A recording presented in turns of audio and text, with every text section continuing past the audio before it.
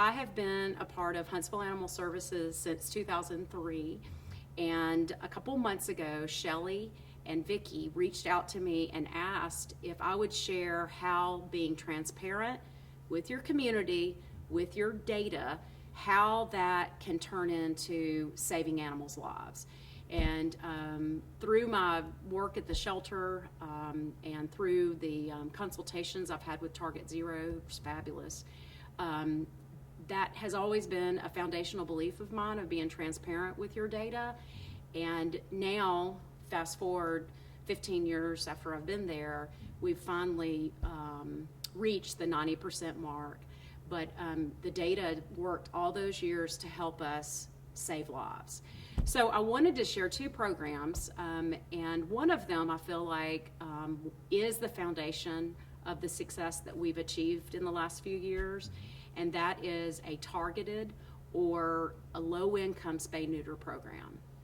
And the second program, which all of you are incredibly familiar with, I'm sure, is community cat diversion or return to field. So I'm going to go in a little bit in depth with the targeted or the low-income spay-neuter program. Hopefully I can talk all of y'all into executing that back at home.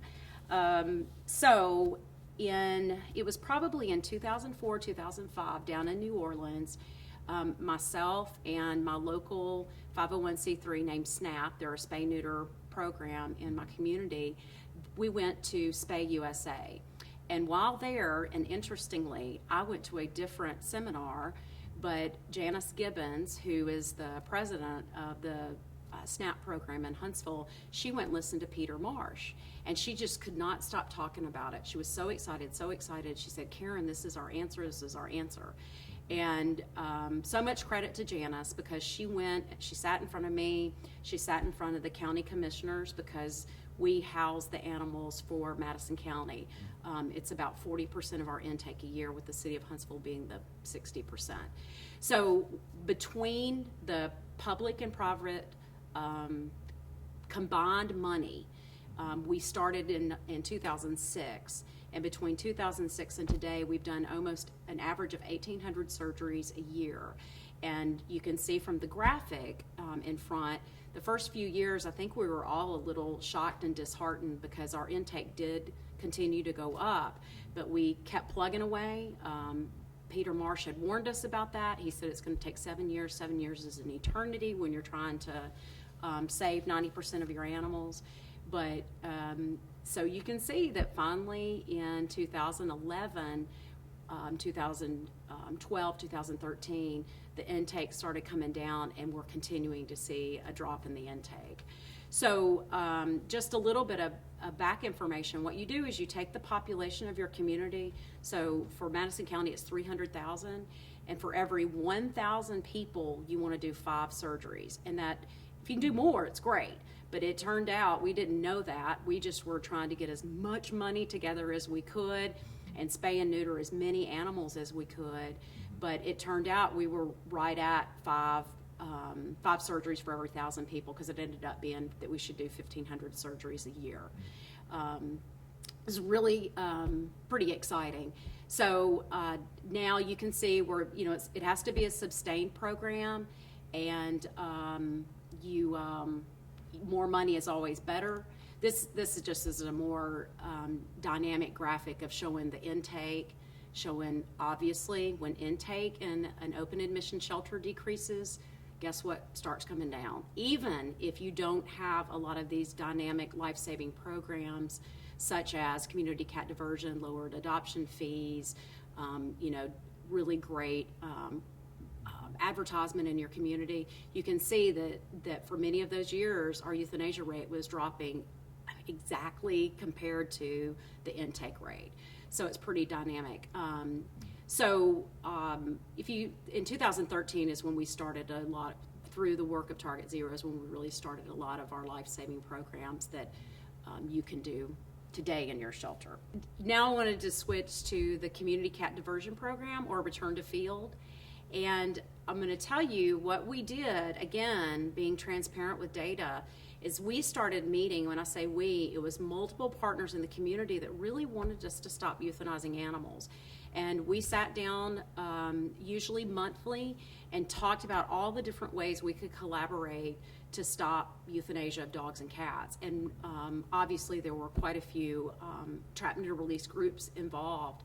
And we just kept looking at how many cats we were euthanizing.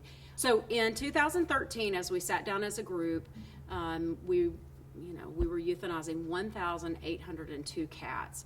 And remember, from our perspective, we had improved and done better. But one of the trap, neuter, release people said, can you just start by doing 5 cats a week? And we thought, well, surely we can spay and neuter. We can figure out the financing and the money to spay and neuter 5 more cats a week. And simply in April of 2014, we started spaying or neutering 5 cats that could go back to where we picked them up in a trap. We fast forward to 2016, and those 5 cats a week ended up being every cat that could be returned to our community. And the financing piece, I just asked my boss. I said, we really need to do this. Can we do it? And he was able to find the funding, and we were able to move forward with it.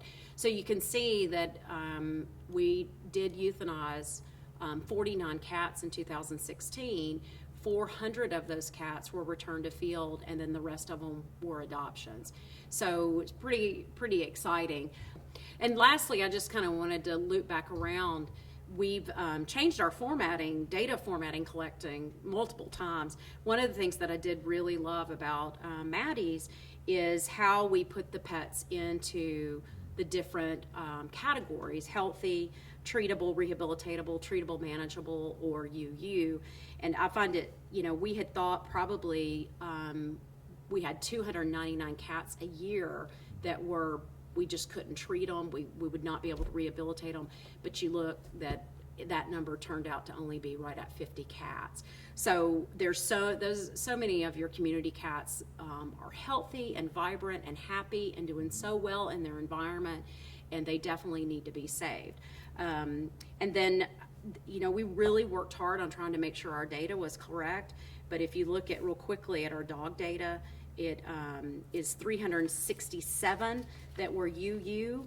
And if you fast forward, last year we euthanized 240 dogs. So we were really trying hard to track our numbers. And so anyway, I hope all of you choose to be transparent with your data, and use that to go and talk with your funders, your boss, the powers that be above, and all your animal advocates, maybe even the ones that hurt your feelings, because they also are a very powerful force for you. And I hope that you take everything that you learned at this conference, everything that you know is working for multiple communities all across the United States, maybe just 2 communities, and execute it all as fast as you can.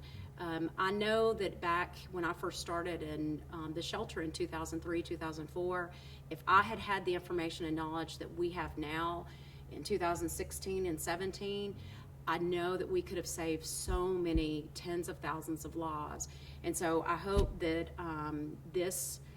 my encouragement will make you go home and just jump right into it and do everything you can to save lives immediately, and be forceful and powerful in what you need. If it's money, talk to your boss, beg or borrow, steal, write grants, obviously whatever you need to do to save those lives, because it can happen, and it can happen fast.